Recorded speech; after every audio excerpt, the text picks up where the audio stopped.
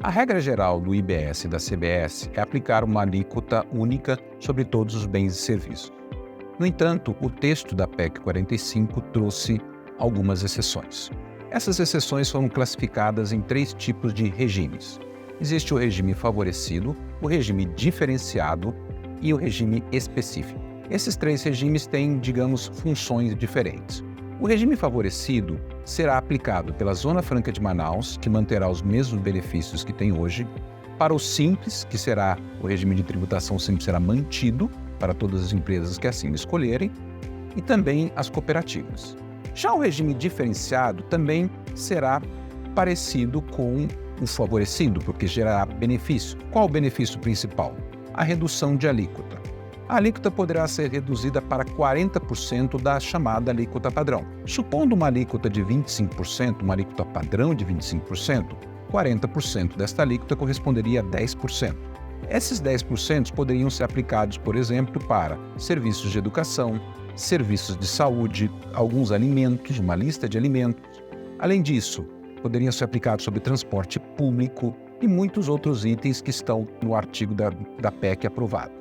Além disso, está proposto a aplicação de alíquota zero nesse regime diferenciado para alguns serviços, como o transporte público, e também sobre uma cesta básica nacional. A cesta básica nacional deverá ter alíquota zero e deverá ser composta por um número reduzido, digamos, de bens, de alimentos. Adicionalmente, nós temos também os regimes específicos. Os regimes específicos são aqueles que o IVA, o modelo de IVA, de Imposto sobre Valor Adicionado, não funciona muito bem tributando esses setores. Então, por exemplo, combustível. Sabe-se muito bem que a melhor forma de tributação é se a gente estabelece na refinaria, na Petrobras, por exemplo, cobrar o imposto ali. Então, existe a previsão que combustíveis terão um sistema de tributação separado. Adicionalmente, o sistema financeiro, a intermediação financeira mais precisamente, tem muita dificuldade de se adaptar ao IVA, visto que a remuneração para a instituição da intermediação financeira é feita pelo spread. Só que imagine, a cada empréstimo que vai ser feito, você terá que calcular o spread daquela operação para assim determinar qual seria o imposto incidente? Obviamente, isto é absolutamente impossível. Por isso que a maioria dos países que tem o IVA estabelece também um regime específico de tributação para a intermediação financeira. Então, a gente vê que nós temos 3 exceções, 3 grupos de exceções. O regime favorecido, o regime diferenciado e os regimes específicos. Um dos mecanismos inovadores que está na proposta da PEC 45 é o chamado cashback. A ideia é que, quando a pessoa vá na boca do caixa comprar um produto, passando o CPF, ele poderá ter a restituição do imposto pago imediatamente. É lógico que isso não vai ser feito abertamente para todas as pessoas e sem limite, porque evidentemente nesse caso não teríamos o imposto, não teríamos a arrecadação do imposto. Isso é muito mais voltado à população de classes mais baixas.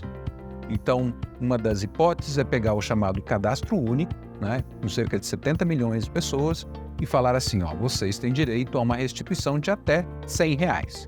Então, neste momento, quando a população de classe mais baixa, que representa esses 70 milhões de pessoas no Cadastro Único Federal, quando eles forem fazer a compra, eles colocam o CPF e eles receberão o imposto de volta.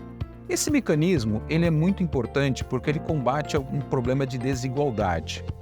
Veja, muitas vezes nós temos itens de produtos alimentícios que são consumidos basicamente pelos 10% mais ricos do país.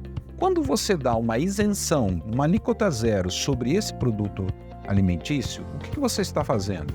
Você imediatamente está transferindo muito dinheiro para as classes mais altas, porque só elas é que consomem aquele produto, ou a maior parte do consumo está concentrado nas famílias mais ricas. Para que você possa compensar uma tributação numa alíquota normal, numa alíquota padrão, você dá a oportunidade da classe mais baixa, ao comprar aquele produto, se assim o quiser, receber o imposto de volta. Então, nesse sentido, você melhora muito a distribuição de renda.